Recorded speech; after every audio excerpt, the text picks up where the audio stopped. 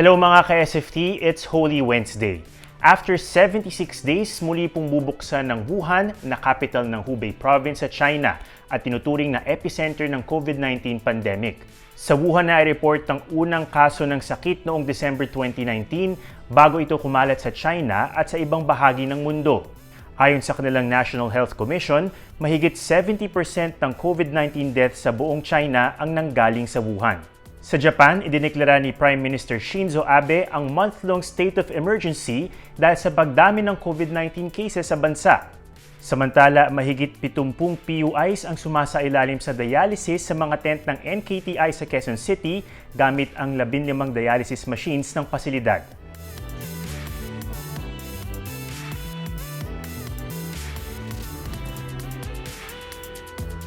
Ito pa rin ang SFT Home Quarantine Edition. Ako si Ato Maraulio. Stand with us, stand for truth.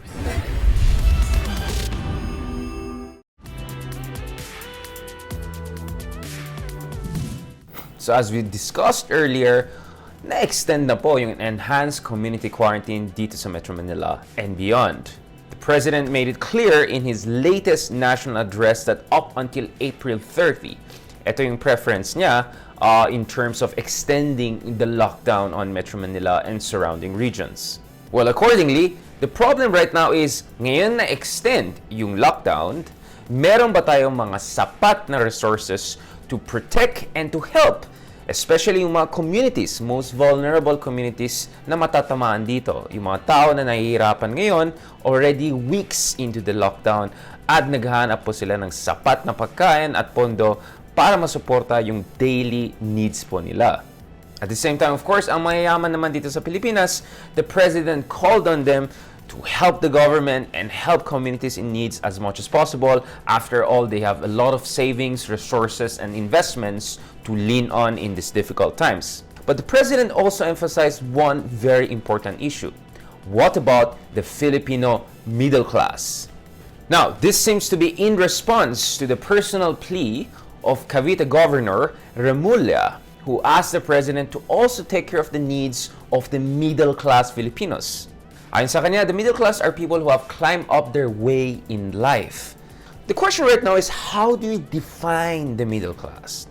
Well, based on studies in earlier years, at least around 5 million Filipino families belong to the so-called middle class.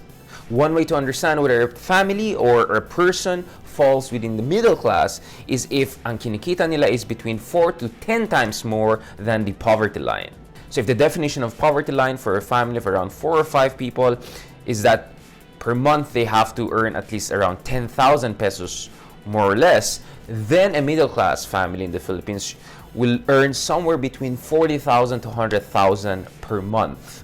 And hindi po maliit ang population ng Filipino middle class, although we tend to always talk about the poor Filipinos or the working or the lower class. They're at least 25% or 1/4 of our total population. So milyon pamilya na middle class ang pinag-usapan dito. Now, to be middle class, ang ibig sabihin dyan is you have disposable income. Disposable income means that hindi lahat ng iyong sahod ay pupunta lang sa mga basic needs like food, like medicine, like water or shelter, but you have extra funds.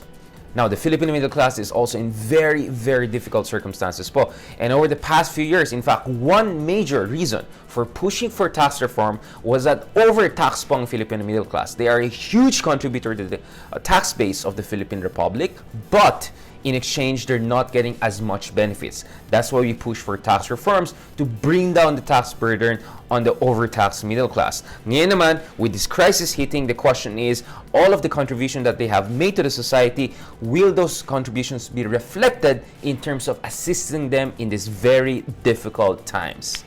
And lastly, let's not forget, the middle class is an essential component of a healthy democracy. Since the time of the Greek thinkers, including Aristotle, the argument was the middle class have experienced enough poverty to have sympathy, but they have enough luxury to think about the interests of the broader society. That's why in many ways, they are the pivots of a healthy and robust democracy.